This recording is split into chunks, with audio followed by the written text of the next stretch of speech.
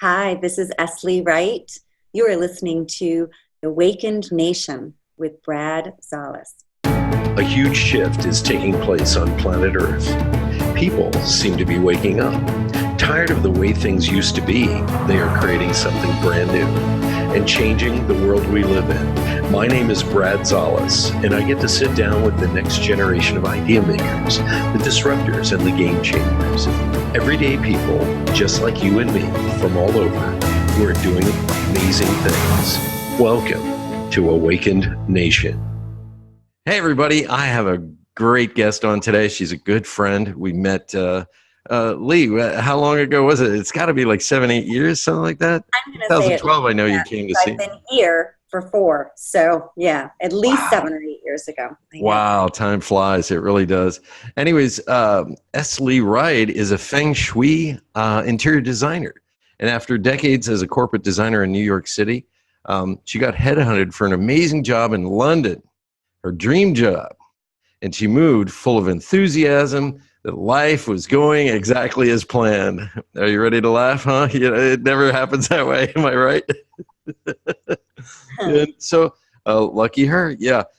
Despite her best efforts to build a more holistic life, her dream job in a very short time had taken over her entire life. The walls kept crashing down around her, and literally, and she's going to talk about that. And we're really going to talk, and I'll go through your resume. It's very, very impressive. But I really want to talk about how you rebuilt your life after you've been torn apart. Welcome to the show, S.Lee Wright. Thank you, Brad. It's so wonderful to be here with you on this new podcast. Thank you. Now, where are you calling in from? Because I see a beautiful, for those of you who are just listening, Lee is sitting in a beautiful home. I think I hear the ocean in the background. Am I correct? That and lots of birds. There seems to be lots of birds. So yes, I'm in San Sebastian, Spain, in the north of Spain. My not so new home. I have now been here for 4 years. Wow. To my anniversary. I know how time flies, right? It does. So let's go back in time. You and I met, I think it was around 2011 at a Bruce Lipman event in New York City and on Long Island. There were 2 chapters at that time. And these are networking events, high profile people who want to learn, and mostly lawyers, accountants. And there were a couple of people in there who were architects and things like this. But this is really private business networking, and that's how you and I met. So let's catch our viewers up to where you began this journey. Well, it's funny, Brad. You know, when we met at that networking event, and I'm a big fan of Bruce's. I was the queen of networking in New York City. I had been running my company at that point for a little over a decade, and despite my best efforts at that moment, I found myself in a similar place as I was probably about 20 years before that. When you were just reading my resume, it was talking about how I had a wake-up call, and you met me in my life at my second wake-up call. I'm pretty sure you remember that because I was literally on my knees, struggling to stay alive. Wow. So let's paint this picture for everybody. Your business was it cascading downward? It was client. What was happening? It was clients were just drying up. What was going on? Well, you know, it's interesting. We live in a world that seems to be changing at an ever-increasing speed. And back then, we were in the kind of tailspin still. 2011, we were still feeling the reverberate, you know, the ripple effect from the 2008 financial restructuring, so to speak, that had happened. And New York City really was transforming literally underneath my feet, especially in terms of small business owners. And at that point, the reality was just starting to come to me. Literally, I was just waking up to the fact that New York City was restructuring the way that it dealt with mom and pops and small businesses. And, you know, I was a small business. I still am a small business, but I found myself in a very unfriendly environment for small businesses. And that reality was really harsh after a decade of working my fingers to the bone with something that I love. You know how much I love holistic design and helping people and how spaces and their environments matter. And Right. so the picture is at that moment I was waking up to the reality that the environment I found myself in was no longer the warm and cozy place I needed it to be, but it had become a very hostile environment, and I needed to do something quick. And what did you do that was quick? Well, it's so funny, Brad, because you're bringing me right back to that moment. It was a really fast decision once I kind of snapped into that moment. And the decision was I needed to get out of that environment. Get out of New York? Get out of the environment that was hurting me. And yes, that was New York City. New York City, I had, I have a love affair with New York City. Most people that know New York City, yeah, kind of have that. It's a really amazing place. And I grew up as a kid. My aunt worked for the United Nations. And so as a kid growing up in Rochester, New York, I used to go to New York City, and it was just like such a cool place. So when I grew up and I became an adult and I was able to have my own business there, it was like magic, like another dream come true. Right. But the reality was New York City, like most places, most people, most things, had evolved without me even noticing it. So New York City was no longer what I had fallen in love with, and I needed to run for the hills, honey. Yeah. I think I remember you and I having coffee down in Tribeca, which is an area of Manhattan that people don't know about. It's way down, way down below Chinatown on the more of the west side. Yep. And we were sitting there, and I remember I think you gave up your studio. Well, my studio was in Tribeca, in that neighborhood, for 9 years. And I had, at that moment when I met you, I was at a crossroads, and I probably had just decided to give up that office space that I'd been holding on to for dear life for 9 years, thinking at that point, Brad, that I had to have a brick and mortar place to run an interior design business. Well, for those of you who've read the bio in the notes for this show, Lee is an interior designer, but a special type of interior designer that specializes in the Eastern art of Feng Shui, which is the energy of your space is incredibly important for you to feel relaxed, as if you're in a sanctuary, for prosperity, to think clearly, to feel loving, to feel safe, all these things she specializes in, and she's worked with some very, very high-end clients, including hotel chains. Am I right? Correct me if I'm wrong. Hotel chains, large brands, big names, actually, and even had a TV show there for a little while. You're very high-end. So Lee is catching us up with how her life took this amazing turn, and at the time, many of you may not realize this, but when the ship is sinking, sometimes it's taking you to a better island. Yeah, that's so nice to hear. True. I can say that, being on the better island.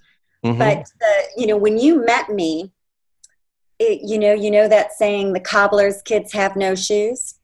Yes.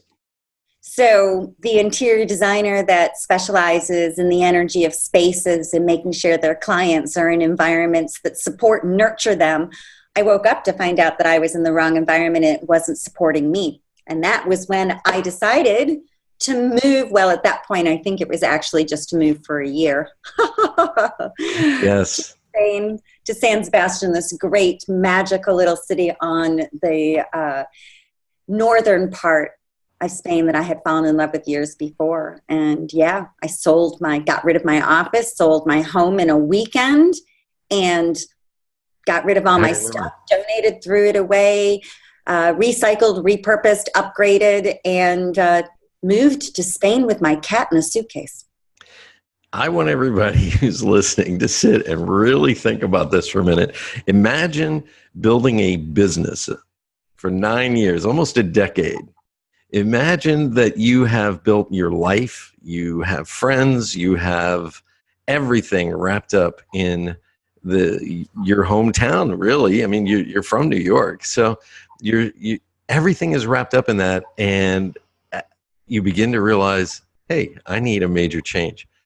Sells the house, gets rid of everything, gets it down to a cat and a suitcase, and ends the business and just moves, just shuts the shutters. And having that same studio that you go to work in every day for 9 years, boom, gone. Imagine that for a moment.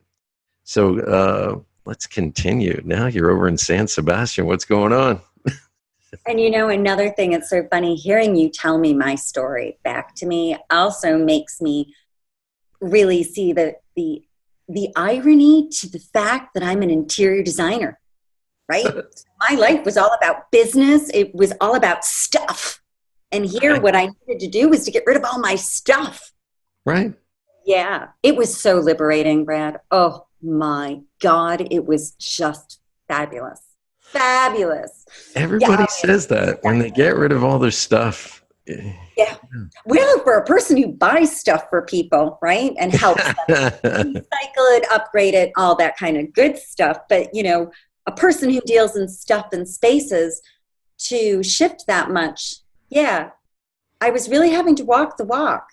I'm really glad I did. I wouldn't, it was the best decision I ever made. Best decision I've ever made in my life. You're touching on something that's incredibly ironic. I myself found that I had to make a big change. And I moved to Las Vegas over the past year, but this isn't about me. I want everybody to really kind of understand a lot of the gurus that are out there and the business people who are getting quoted in magazines and the people that are standing up there trying to get you to sign up for their really great product because they made $1 billion and now you can do it too. A lot of them are living exactly the way Lee just described. The shoemaker that has no shoes, the children have no shoes. And that happens a lot of times. We get busy. We, as Michael Gerber talks about in the E-Myth Revisited, is we have this tendency to work in our business. We've given ourselves a job, basically. Would you say that's true? Totally agree with you. And I read that book. It's one of my Bibles. And, it had been a couple years coming, Brad, before you met me, that I was slowly waking up to the fact that the dream of what I had been working towards had become a nightmare. It was, I loved what I was doing. I loved how I was helping people. I was winning awards. I was doing all kinds of really cool stuff. My clients really loved me. But frankly, it was slowly sinking. I believe that our society is addicted to being busy and is addicted to being workaholics. Mm-hmm. And that the big reason I was attracted to going to Spain was in my travels prior to that, 25 years ago, after I graduated from university and I was backpacking around Europe. I recognized in Europe, especially in Spain, that they have a holistic approach to their life.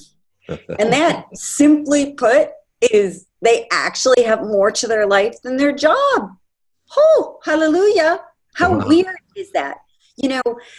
Living in London, for a long time and living in New York, I'd forgotten. I knew something was missing. I knew it was out of balance. I was trying to help people design their spaces and their offices so they could have a holistic approach. You know this because I talk about this all the time. And then I realized I didn't have it. I was working 14 hours a day, 6 days a week. I barely saw my beautiful apartment in Gramercy Park and my adorable cat. I would go home and crash so I could get up the next morning at the crack of dawn to do it all over again, just to feel like I was slowly sinking. And no matter how successful I got, my life was one-dimensional. Wow. And I imagine that was scary because a lot of people, I woke up to this a few years ago and I was explaining it to people. We work and we work and we work, but when did you ever really sit back and enjoy your money and what it can do for you? So what's the point of working if you're just paying bills, if you don't take a break? And I was being exactly like my father. I don't know how your parents were, but my dad, he got furious because my mom wanted to take a real vacation. And we finally took a real vacation when I was 20, or I was, 12. It was the only vacation we took in 20 years. Wow. So we went up to Canada for 2 weeks and we drove around, we came back. And then I remember I was supposed to spend the money and enjoy life. Well, here's the funnier part about this. My father redid the patio, redid the backyard so my mom could go, oh, we have a nice backyard. And they would sit out there in the summers and drink Tom Collins's and look at the stars and get romantic. So I remember my mom and I had this great plan to kind of hijack my father after he had a few drinks and say, "Hey, we want to go to Disney World, down." Do you know my dad turned around and goes, "What the hell's wrong with the backyard?" And he went on for half an hour complaining like, "You've got everything here. Why would you want to go to Disney World?" And for those of you who are listening, the point of this whole story is sometimes we're running on automatic in the back of our mind as our parents, believe it or not, saying, "Yeah, you're lazy," or whatever. So what was the point of working all those years if you couldn't take a break and relax?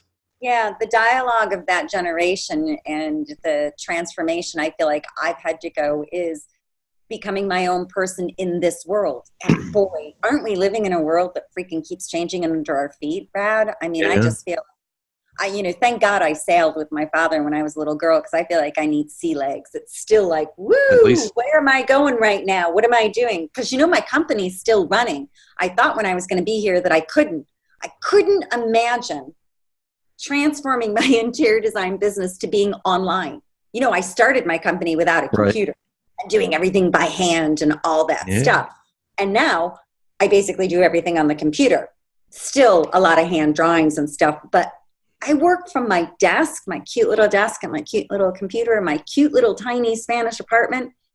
And I just bought a desk. It's the first piece of furniture I bought in 4 years for myself. In 4 years. Wow. Yeah. Here's what I want you to do when we're done today. I want you to take a picture from where you're sitting. I want to see the ocean from there. We'll put it on the website. Oh, absolutely. It's so beautiful. Living by the sea, being able to hear the sea. It is shocking how, that wake up call, that moment, that shift of looking was like a matrix, like the shield fell down and I realized I was in the wrong place and I, came here, and it is literally the vibration.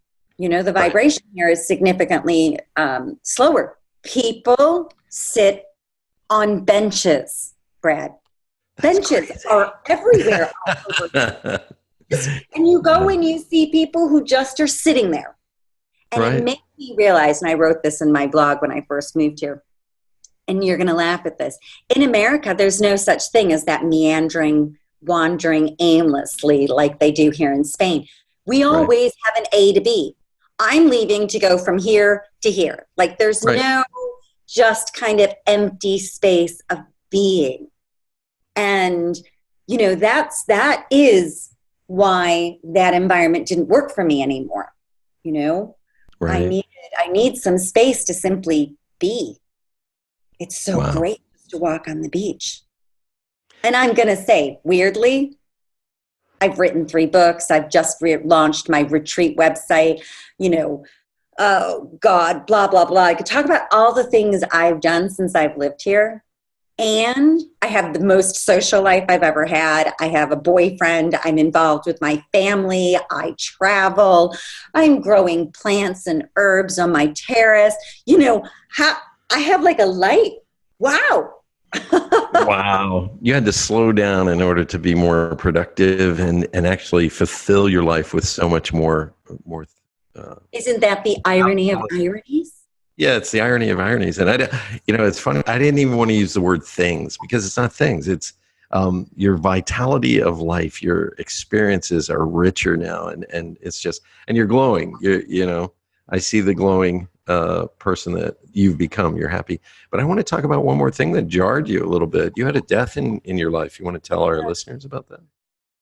Well, yeah. A couple things, you know this because we know each other so well. I have a great connection with death, having had a lot of it throughout my life and having to learn how to manage that closing cycle of the life cycle. What really, my stepsister died in 2013. And that was I moved to Spain in 2015. I made the decision in 2014. So the death of my darling stepsister, Kathy, did start the wake up call of like, what the heck am I doing? Working all these hours and not living. She was 59 years old. Wow. We were planning her 60th birthday party. It was going to be a huge bash. She had just moved to her dream home in Florida from God knows Rochester, New York, where she had lived her entire life, but had dreamed about living in Florida her whole life. She got to live there for 18 months before she died. And that was a big motivator for me to wake up. The stuff that was shifting under my feet with my business too, and the fact that I wanted more of a holistic life. But that also really helped me make this shift quite huge. But I don't know if you were also talking about how last year, 3 years. That was another one. Yeah, 3 years after living in Spain, I had 3 successive deaths of people and animals very, very close to me that rattled me to my core. And the interesting thing now I can say, my grief overtook me last year, you know, and I had to stop. And I did. Well, that cat that made the trip with you. Yeah, my little baby Crystal. Ironically, I mean, life is so weird, Brad. She died on the 3rd anniversary to the day of when we had moved here. Wow.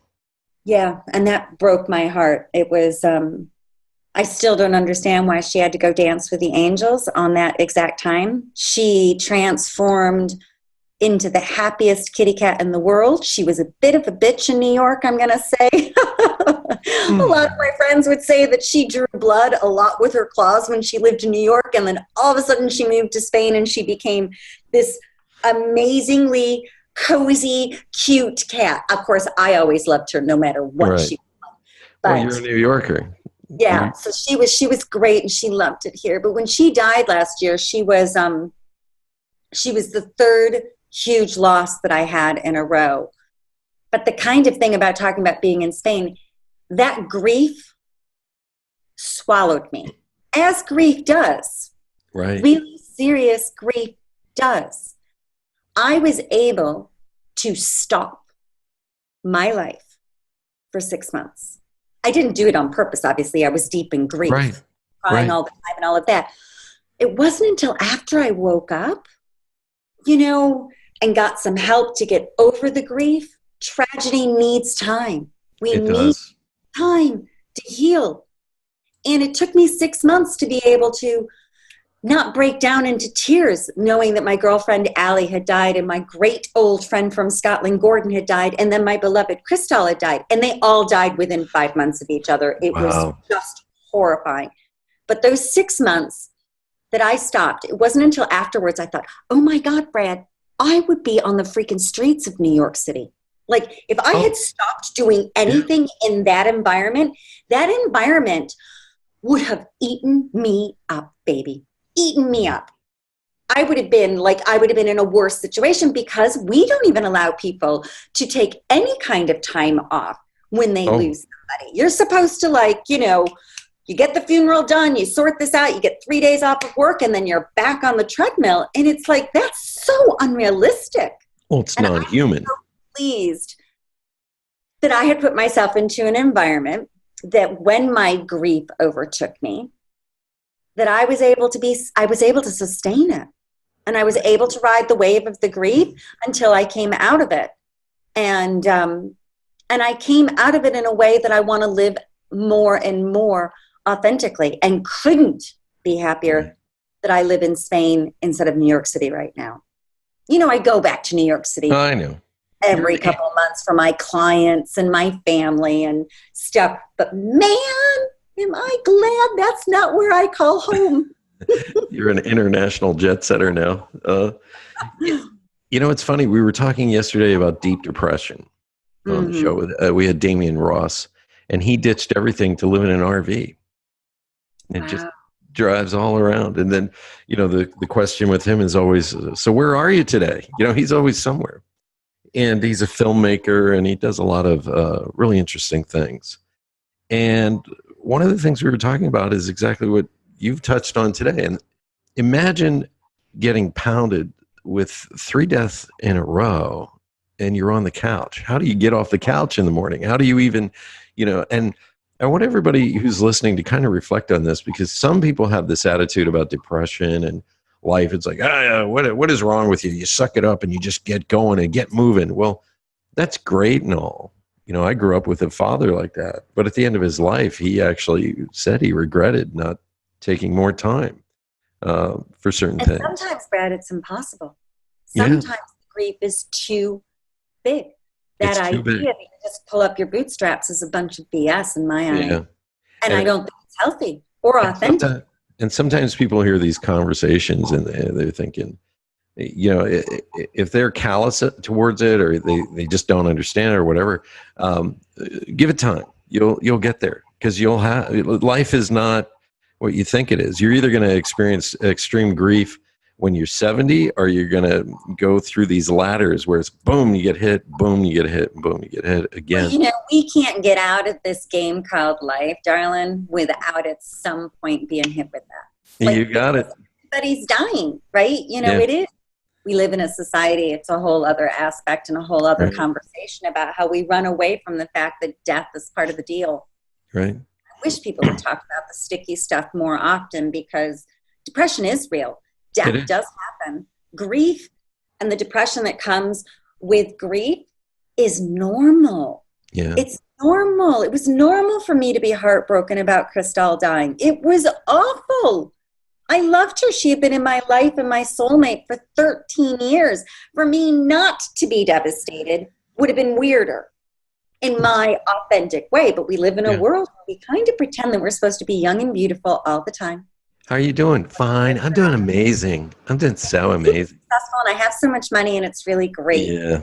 I just think that, you know, I like being authentic. I like talking to people about how, you know, I live with all secondhand furniture. Oh, except my new desk, but you know, your place looks beautiful. It's incredible. It's full of plants. It's full of life. It's full of my you know, driftwood, beach driftwood Christmas tree that I made for sustainability. You know, but it's awesome, fun, and it's nice, and you know, stuff is stuff. You know, it's like I'd much rather spend time with you and people I love and care about. I'm going to have to make a trip over there, and we're going to have to share a glass of wine. Or you can come to Morocco for my Change Your Space, Change Your Life. Marrakesh is one of my favorite places as well. Mm-hmm. Wow, that sounds like a magical place.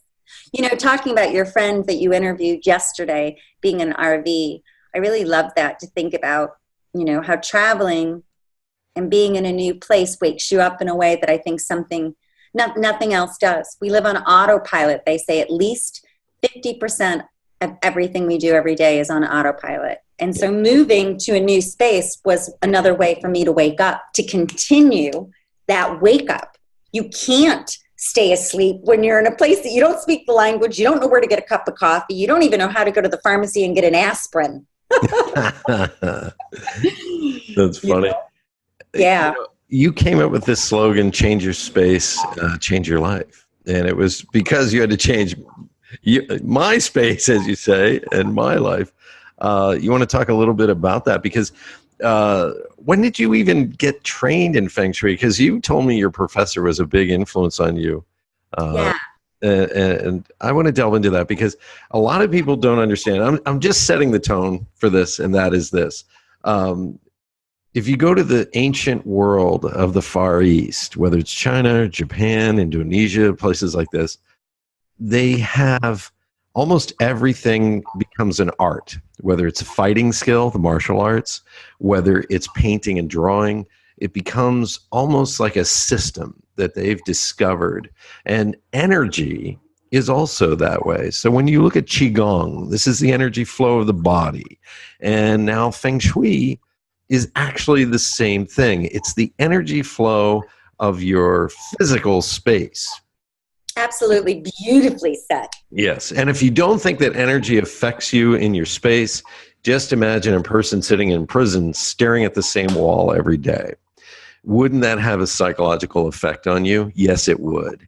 And what Lee specializes in is opening up your space and making it more you, giving you that almost ability to relax in your own space just by moving a few things around, the right colors, things like that. So I'm setting the tone for this because you are a black belt in this, if we can use that Wow, I term. like that. But let's start with your white belt. How did you begin this journey?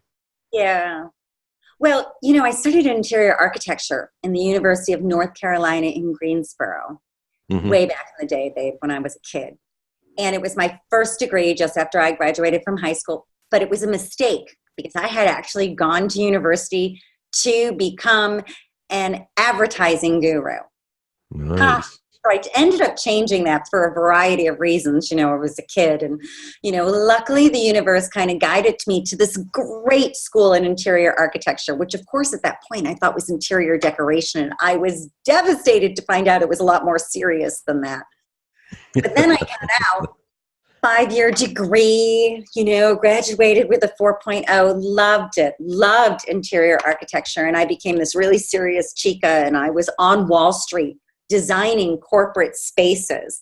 And it was at that point, like little seeds start coming into your head, that I'm recognizing how our spaces were affecting the people that were in them, Right.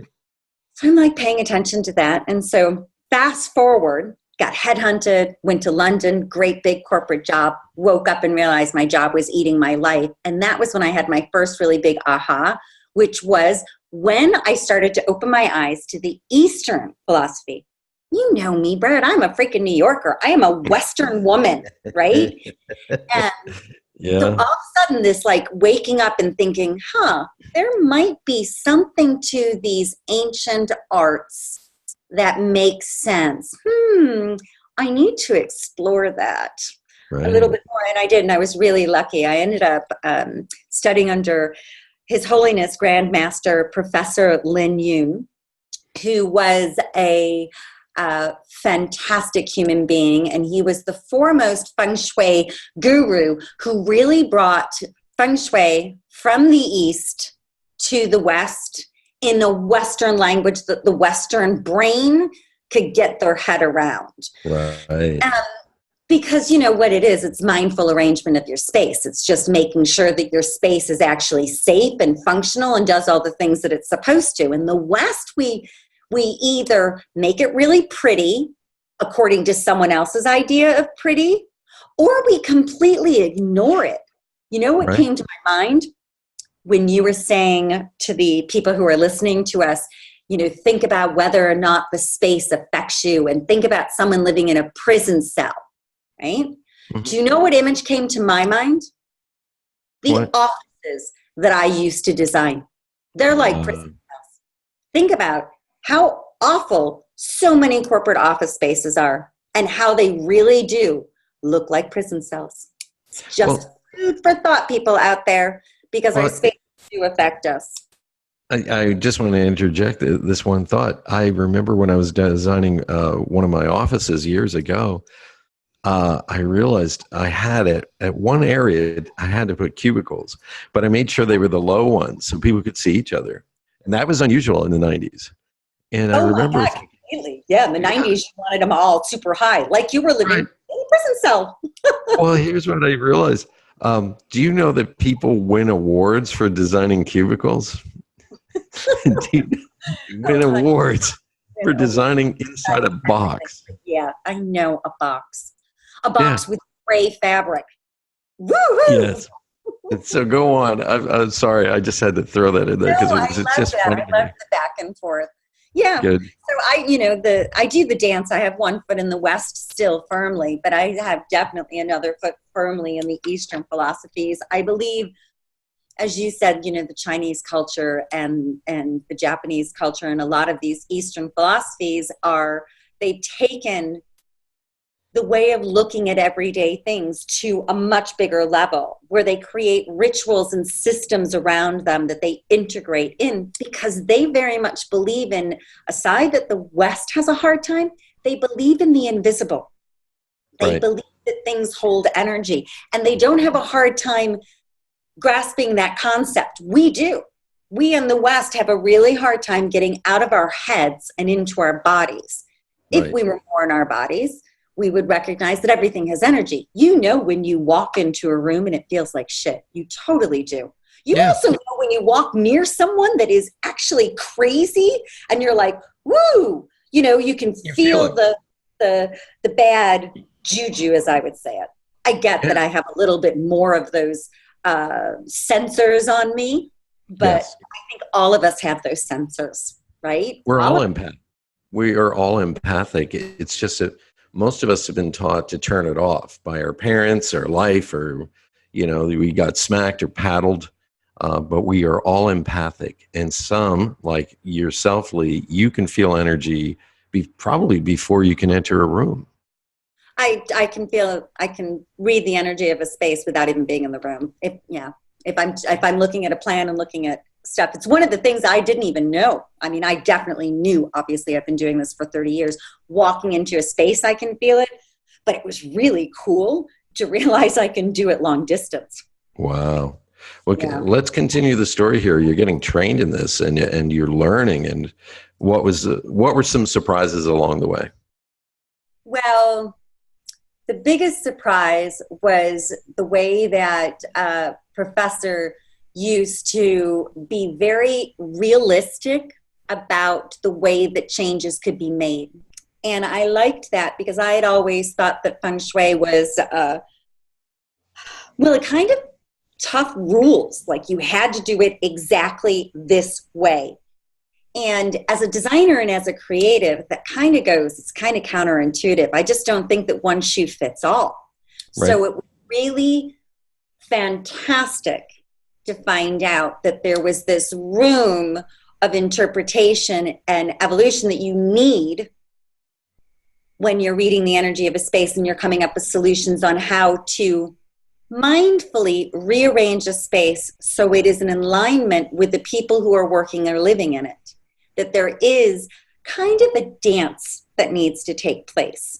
Of course, I love that because otherwise I would be bored out of my mind. I need that dance. I never design one shoe fits all. It's probably, my business, they say a business platform. This from a business standpoint. If I had one style and that was all I did, I'd probably be a multi-millionaire. But I like to design spaces for you guys, not for me. So it's so much more fun to get into the juicy stuff. So I was super happy that when I studied with this, the BTB Masters Feng Shui School in New York, which is one of the best schools, Brad, it's 3 years. Super freaking intense. I know that doesn't really surprise you, but to the audience, I'm a bit of an addicted learner, so I always have to kind of do the best of the best. And so I really wanted to get my teeth into it. I think you can get a Feng Shui certificate online for over a weekend now. So I took 3 years working with some really amazing people. And the 3 different disciples of the Grand Master each had a specialty that was very, very different. And so it was nice. One actually dealt with the invisibles and a lot of residual energy and sometimes ghost energy. There was another one that was an incredibly practical woman from New York, and she didn't even meditate very much. And she was just all about how you actually physically moved things. Right. And there was another one who was very sustainable, was very ecological in the way that he actually dealt with it. And they all brought different rituals and different solutions to the same problem, which to me was the icing on the cake. It gave me the liberty to take all the deep training I got and make it my own. It works with my own philosophy. Great design, Brad, great design and great architecture is great Feng Shui. It's sustainability. They're all the same thing, whether or not you call it this or you call it that. Great design is sustainable. Sustainable design is Feng Shui. Yes.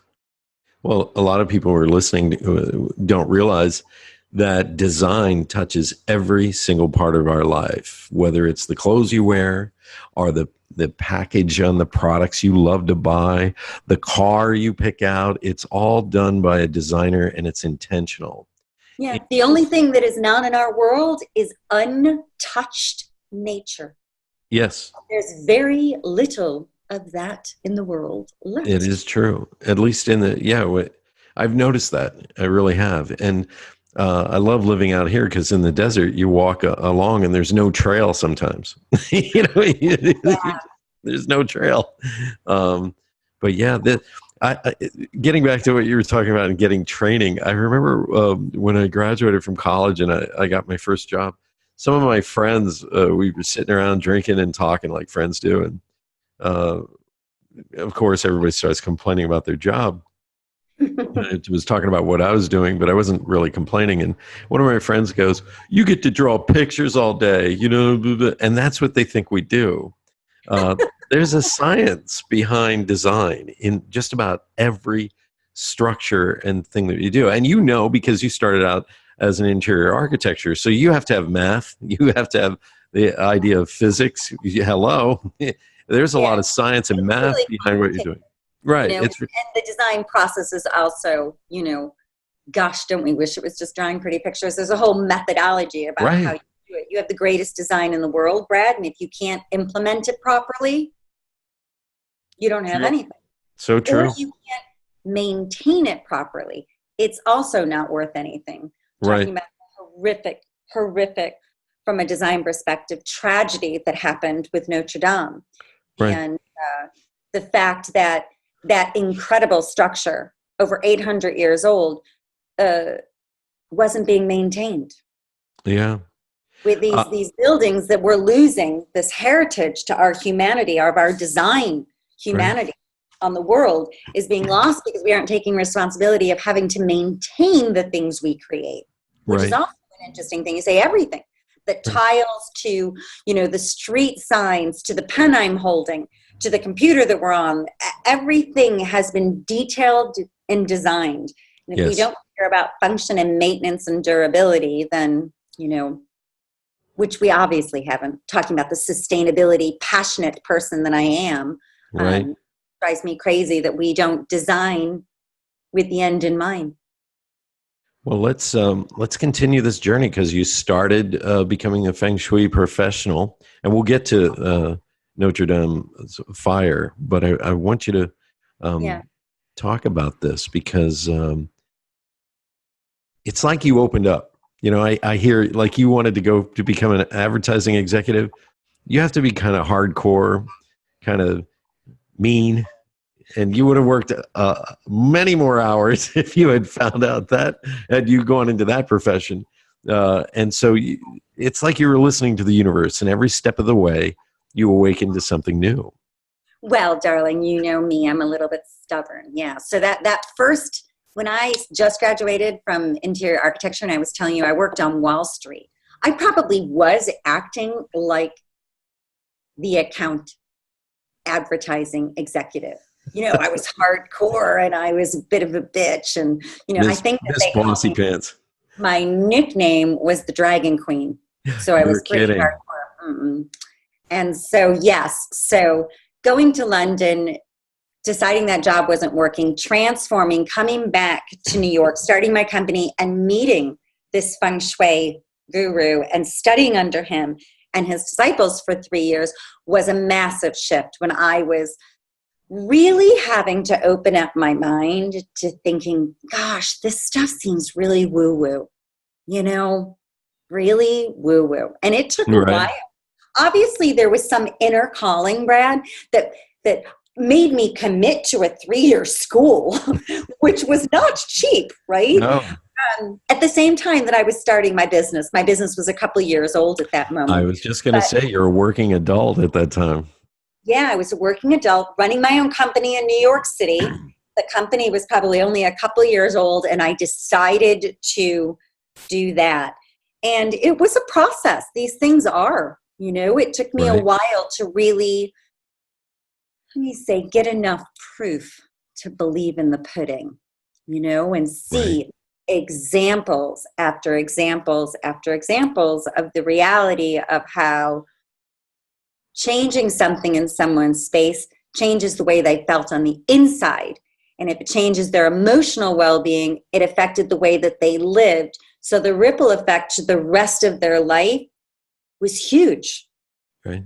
And so cool to be able to see that I could redesign somebody's living room and make his piano in a different location, and he would start playing it again. You Wow. know, like so cool to have stuff like that. You know, it's not just interior design. It's like it helps you change your life. It helped him bring music back into his life. And I'm still in contact with this client, Robert, and he still plays the piano. And he was a client of mine when I was studying. So like a Wow. long time ago. That's the effects of Feng Shui. Yeah, that is Or, the or effect. how do you say it? Feng Shui or Feng Shui? Feng Shui. Yeah, Say it again. I'm saying it with a very American accent, right? Feng Shui. Feng Not Shui. Feng Shui, Feng Shui. Yeah. And people need to know there's more to interior design than arranging the couches around the television.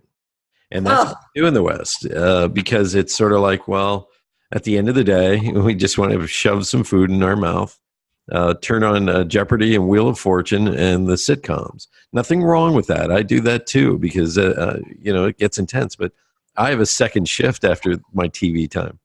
And I start working around 9 o'clock unless something else is on, or I just need to relax. And yeah. I'll work till 1 o'clock in the morning. Think about that. I got to get out of this 2-shift zone. But I know. I'm going to say you are still a bit of a workaholic, don't yeah, you? and I have some deadlines that are pretty exciting, so I'm okay with it right Yeah. now. I'm Well, going your back to hobbies and your love affairs right now are your job, and I can completely yeah, appreciate yeah, that. You know, I have to force myself. I still probably work more than every Spaniard around me. hmm Uh, but I force myself to have a very big social right. circle and obligations to force me not to be a workaholic. And I'm reacquainting myself with the idea of having hobbies. Oh my God. Wow. You know, like So, that's so un-American. well, I'm going to combine two things here in the next part of what I'm talking about, and that is how does someone move their interior a little bit to just make the energy flow more. And then the second part is we're really talking about self-love. And in America, we've run away from that. We actually are beating ourselves up every day. And simple things like eating properly, getting enough rest. One of my habits that I've had since I was a child, I must go outside for 10 minutes every day, at least once. I cannot be inside. And so let's combine this sort of what's some of the steps they can do to feng shui their environment, but at the same time, get in touch with this self-love because this stuff matters. If you're listening right now and you think this is mumbo jumbo or, yeah, that's great. Yeah, okay, I got to get back to work. I want you to understand that's a warning sign. If you're being flippant about certain things, that might be a warning sign for you to step back and say, I used to swim every day when I was a kid. And so take us a little bit down that road. I think this could be fun. Yeah, it's great. I believe that the first thing that I try to work with my clients, and I would advise anybody, is to start to reconnect with how you feel in spaces, to reconnect with the smells, the textures, the flow of a space, and the function. Function really matters more than beauty.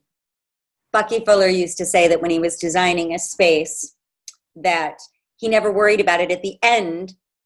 If it functioned well, it would be pretty. If Right. it didn't, then it wouldn't be functioning well and it wouldn't be pretty. That those two things kind of go in. But in the West, we look at it being pretty without it being functional, and that's a dysfunctional way of doing it. So you need to think about how you want to function in a space. But the first thing, start feeling. Paying attention to how you feel when you walk into your house. How do you feel when you walk into your bedroom? How do you feel when you walk into your kitchen, to your bathroom? And you might feel very different in each room, is my guess. Right. And then you need to start thinking about that. In America, our number one problem is we have too much stuff, and it's an energy drain. And Yes. I have just written an article about how your clutter is actually hurting you, really causing disease. It is. Which could lead to disease, especially in America. We are consumeristic people, and that stuff is hurting us. hurting us in a very serious way. There's documentation that is proving that that is causing problems with us. Cluttered spaces cause you to eat badly and eat more. Yes. It stops you from visually being balanced, so you tend to be a little bit more klutzy, and therefore you could have accidents. Right. You have a clutter effect that affects your brain. It's a psychological term. This is not like woo-woo. You can't think clearly. So you can't do different ways of organizing thoughts and making decisions in cluttered spaces. Those are real physical things that take away from the quality of your life. So the first thing you need to do is you need to think about how you feel and connect with how you feel in your spaces. And the second thing you need to do is start getting rid of the things that don't serve you. Toss them out. I have coaching clients. Donate or toss. Donate, upcycle, recycle. I'm having a party next week that is called Come to My House for the Full Moon. I'm letting go a bunch of stuff that doesn't serve me anymore, and you can take it. I love that. That's a good party. Well, what did it have? A garage sale? Have a garage sale. Yeah, have a garage sale. Of course, in Spain on the 6th floor, you can have a terrace sale. So yeah, there you go. With Cava, and then I'll show you all the other stuff that I want to get rid of. Well, think about it, folks. If you can't decide what to do, you're getting some ideas here. But I have clients who they have an attic full of stuff that their parents gave them and their grandparents gave them, and if they go upstairs to try and clean it, all of a sudden they're reminiscing, and 4 hours later they haven't thrown anything out. Those things are above your head in the attic, sitting there creating energy over you. And it can keep you stuck. And people who can't see the video version of this, my hand is over my head. Think about that for a minute. So I had a friend who asked me to coach him, and I said, you need to go upstairs and empty your attic. Just empty it. There shouldn't be anything up there. And that sounds crazy. If you had told me that 20 years ago, I would have said, come on. But those items have energy, and they sit there, and they create. The location of your attic in a Feng Shui term? Yeah. Do you know, what is it? You're obviously intuitive with your Feng Shui. What is it? It's your future. You're kidding. Wow. I always like to. Yeah. And basement is your past and your subconscious. So if you want to make a big change in your life, the stuff that's sitting over you, you're absolutely right, is holding you back. Wow. I didn't even know that. And I'm sitting here just going, I don't put anything in my apartment above my eye level that could dominate my whatever. And wow, that's interesting. So sometimes energetically, depending on what we're trying to achieve in your life, right? We all have 9 areas of our life, whether it's your career or relationships or family or health. We can't focus on balancing all of them at the same time. So in our life, there's a flow, but depending on what it is that you're doing, sometimes you want to have the upward wood energy to lift you, to spring new beginnings, to draw you upwards. Right. So it kind of depends. It's not always negative. It's all in the context of where it is and what it is. So that's again, Feng Shui hard and fast rules. Like never use this and always use this. I would also say to the audience, don't listen to that. Right. Because the context of how something is important. So try not to do extremes. Got it. How do people get a hold of you, Lee? Your website, you want to tell us your website? And also you have 3 books. I want you to, in the time we have remaining, I want you to talk about these books. But how do we get a hold of you? Yeah, so it's easy in the sense that my name is everywhere. So S.Lee, L-E-E, Wright, W-R-I-G-H-T, like the Wright brothers or Frank Lloyd Wright. So my website is sleewright.com. My blog is changeyourspace.info.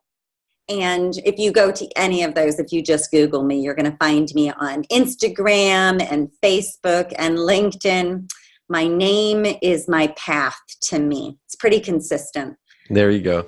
Now, I want to talk about these 3 books because you showed me your very first one. You hinted it to me in Bryant Park in the middle of New York City. And yeah, I remember that quite well. And it was cold that day. And I'm looking at this thing. I'm going, oh, you did it. It was like a rock star moment, totally rock star moment. I have your book on the shelf, and I just sit there and I go, I'm so proud of you for doing this. But let's talk about those 3 books, because they just came out of you slowing down. Yes, they did. The idea of writing had kind of percolated a little bit in New York, but boy, in the noise of New York, that was just not going to happen. Then I think it was in under 2 years, I wrote the 3 books, the Feng Shui series. Right. So Feng Shui Tips, Home Renovations is a book a little gem of a book, and I'm really proud of her. She was my first little one. And it's all about the metaphor of your space for your life, how you can do a home renovation mindfully, how you can avoid all those massively big, expensive mistakes that are really, really common. And Right. I give a lot of useful tools and tips and templates and that kind of thing in that book. And all the Feng Shui guidelines to make it a user-friendly way for the average Joe or Betty to implement some Feng Shui into a home renovation project that they were going to do themselves. And the second book I took on the same theme, Feng Shui Tips, but focused on the kitchen, which is the heart of the home, and something I feel incredibly passionate about, living in the Basque Country, which is the culinary capital of the world. And here, people eat together as a social thing.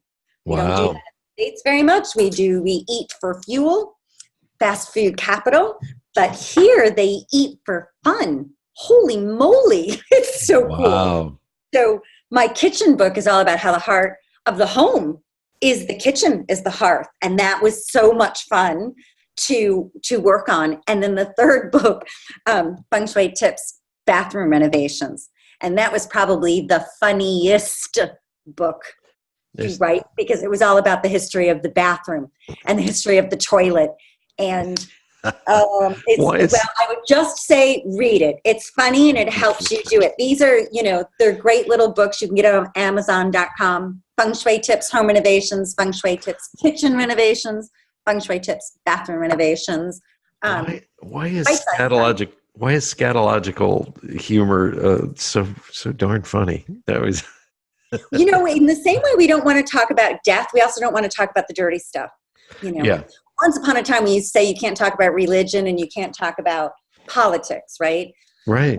I say we don't talk about death and we don't talk about, dirty things.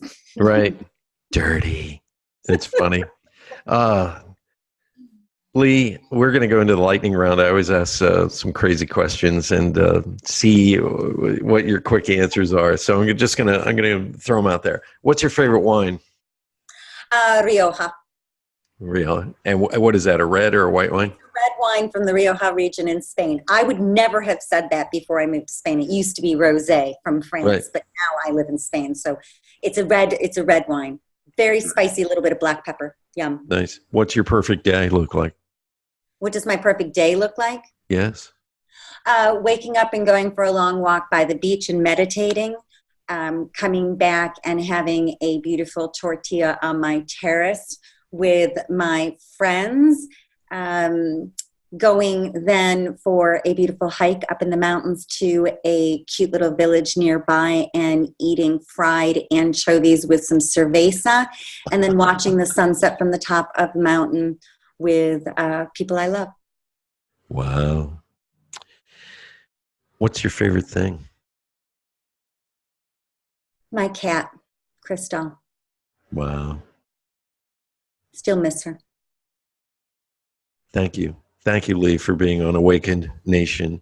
And everybody, just go Google her, S.Lee, L-E-E, Wright, W-R-I-G-H-T.